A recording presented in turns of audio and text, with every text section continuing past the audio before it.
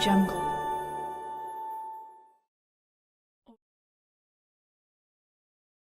I use ocean and sea to mean the same thing. They aren't, but this is how the world is. The only difference, after all, between a sea and an ocean is perspective. They'll say the difference is which is enclosed by water and which by land, but that comes from the view of one on the land. A fish sees its whole world enclosed by land, after all, and would call an island only because it can swim about its birth. Does this mean we are all islands? Who knows? But islands and seas and oceans alike, this is not what we are here for. Here I am at the sea. There are tide pools, glittering like molten craters under the searing sun. At my step, tiny darting things cast shadows from under cast-off shells grooved and grainy with sand, and in the surf where ribbons of green and yellow flutter like string curtains I see shark pups roll belly up with eyes glazed with jade, startled and thinking themselves vulnerable, pretending to die to my shadow on their bright bodies. Better thought rotten and gone than fresh and eaten. When I step away, they flip back over and continue their small hunt for tiny things, unaware of watchful giants beyond their eyes' reach. I rise the crest of a sand dune that houses a city of hermit crabs dwarfed by my foot. The crash of waves on the legs of docks, and the drooling of bull kelp from the smallest pebbles is overpowering, and even while I remain dry on my walk to the dive site, I am plunging headfirst into the sea's embrace, allowing her to overwhelm and pull me down into fathomless depths, wet and blind to the horror of a bleaching sun. I walk the shore with a head in the sea that extends beyond the sea, and I do not trip over the roots of bull kelp, because the sea takes my hand, guides my body. From the lava rocks of the shore so cold I weave into the surf, past the ribbon forest of emeralds and sapphires of seagrass to the waist's thigh-deep, to where the sand torn free from the ground, into the water scrubs raw my ankles, and where the strongest roots of anchored bull kelp live their whole lives purple with tension. The surf is not white here, just cold dark waves and the wind of the Pacific. Hello, I say to the sea, but she does not respond because why would she? I may be a priest to her order, but she sees me no more than the crabs. I walk deeper in the surf, knowing of the undertow and not caring, because I am prepared and know what to look for, and in my hand paddling my walking body through the chest vice water.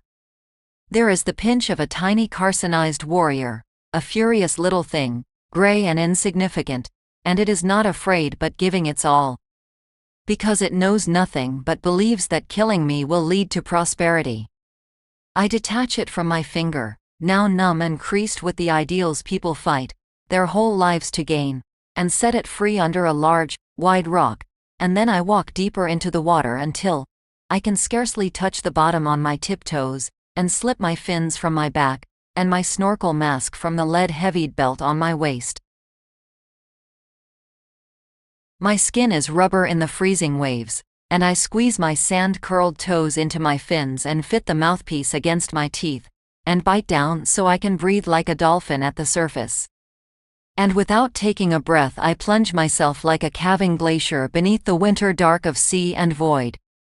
I open my eyes and do not raise my head so aching from the shock of freeze, and in my ears are 1,000 white noise clicking of crab mandibles, and giant plankton mouths and rocks too small to see crashing into one another, inches from my ears with the force of the tide. I hear all this, orient so my back faces a sky so black it looks like it is down, and take care not to stir the sand silt too much, before taking a deep breath through the straw of my snorkel, before diving down into the depths unknown, trusting in the majesty of the sea to bring me home. When my lungs fail and bubbles threaten to coalesce like dancers in my arteries and my ears have popped, so I no longer know the way.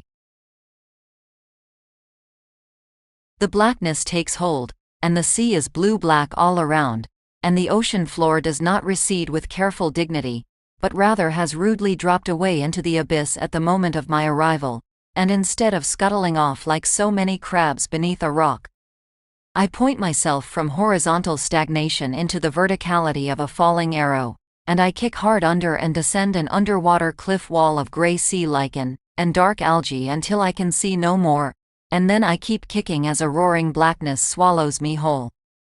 On shore, washed-up fish flop back into the water, and as the tide takes its toll on the rocks. I remember when the moon was far and the tide was low and I was there, stepping softly so as not to disturb the squirting geoducks and razor clams in the sand that squinted with trepidation at the baleful sun, but getting sand and clam spittle splashed on my legs anyway. Because to the razor clams and thick-necked geoducks, I am a giant, and no matter how gentle I am, my footsteps will always make the ground tremble for someone. Maybe that's why I love the sea. Here in the depths, there are giants whose calls of love and joy at seeing one so small and curious, as I would turn me to rubber by vibration alone, and there are equally those infinitesimally smaller than I who would die by the movement of my fins, and I take no care for them than the whales do for me. Once, I was in the same sea but in a place where the water was warm. She was not kind to those islands, and the islands fought back against the ocean's erosion by growing and crawling sluggishly across the plates of the world. There, I dove from a cliff submerged save for the very top, where the waves brushed the sand off our legs, from the wet dry walk to the edge. Where the water starts and the floor plummets down an unfathomable depth, before rising again in great lazy waves of rock and sand holding rolling forests of coral. The bone white of the bleached dead and the half-alive splendor of the living were visible even from above the water. But the sea called to me, and this was what I was meant to do. There, I dove down with my snorkel and 2 lungs full of breath and played with the fish like I was a seal, rolling upside down and sideways and remembering that it took 10 seconds to get to the bottom, and that I could hold my breath for 90. When the sea was kind, and 60 when she wanted me to leave. There, in the graveyard of the living and the newly dead, I found something glittering. Something like round quartz, huge in the wavering light from the surface. A ring, silt-stained but quickly washed by the undercurrent, like she was apologizing for the state in which I found her gift. A ring of silvery metal in my hand, not a fleck of gold or speck of rust or mar of turquoise oxidase, and nestled in tendrils of vining metal the biggest diamond I had ever seen, blue and white in the sun below the waves. My lungs burned for oxygen, but I knew that I could survive a little longer. It was worth staying down. I twisted it in my stiff fingers, tried it on. It didn't fit, and, I realized, it wasn't the right type. Human habits aren't known well to the sea, I think. She didn't know my gender, either. Which is fine, because I don't know hers, and my own gender took years to find for myself, and I've lived in this body and the sea hasn't. So what if she took a few tries to get it right? She was polite about it and did her best to learn something alien to her. Despite that, I never asked. She gave me something beautiful each time, and each time I treasured it. She's so gentle. The sea has only felt me in delicate touches, through the fabric of my wetsuit and in my lungs a few times when she sucked me down by a wave to feel me more fully, back when she was rough, and I almost drowned. I forgive missteps. I do not chide the sea for something she did not know. She is kind, loving, working towards understanding. Not adoring, but cherishing, sweet and knowing. She doesn't bend for me, but when I reach her height she lifts me ever higher. She gives and she supports. She is buoyant when I need strength, and she brings me below when she wants to show me the stars she grows in her depths. She is everything to me. There, in the coral, the misfit ring and its diamond were beautiful, even through the fog of my goggles. But it wasn't for me, so I put it on a horn of orange-red things that had survived the coral bleaching so far, teeming in something like cartilage, and adjusted it until in the distant sunlight they had an adorning crown atop that built city the teeming creatures call home and we call coral. And then I rose, broke through the waves, and breathed deep. I left without the ring, but I was not disappointed in the misstep. I loved her, and she was so sweet. So kind. Punishment does not work in relationships. There is a balance, a back and forth tide in finding things that work and other things that don't. It's a dance, and when one partner steps left when you expect them to step right, you don't stop dancing. You adjust and keep going in this new orientation.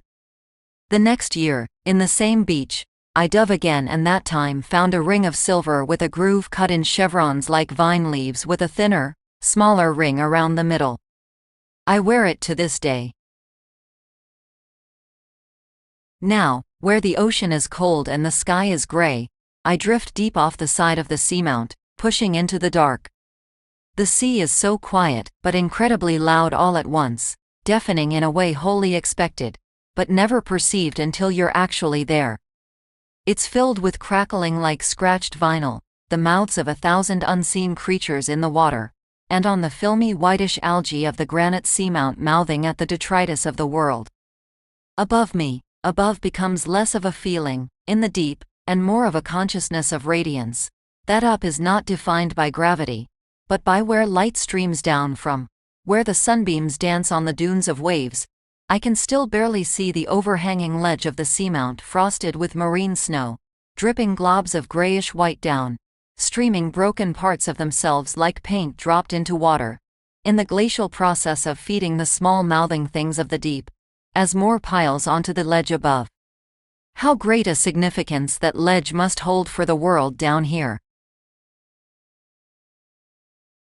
Maybe an avalanche will happen someday, feeding millions for a century. Or maybe some careless swimmer will knock some snow the wrong way, back towards shore, starving those same millions for generations. All by the movement of some unknowing foot. On that granite wall slimy beneath my diving gloves, I push myself down like I am climbing. The soreness of my ankles is unfathomable, but I kick relentlessly against the tugging weight of the absent sky. My lungs do not burn. They are moray eels, bladderfish, twin thrashing octopi in my chest. They hunger, but they do not know what for. I do not let them know where I am going. The sea loves me, and I love her back. I plunge headfirst 20, 30, 40 meters down on the oxygen of my lungs and the steadfast joy of my mind, and I do not think I will come back up. The sea and I are married, I think. Her ring is a welcome manacle on my thumb. And now that I am submerged, I shall never leave. This content is Creative Commons. Relevant attribution can be found in the description. Thanks for watching.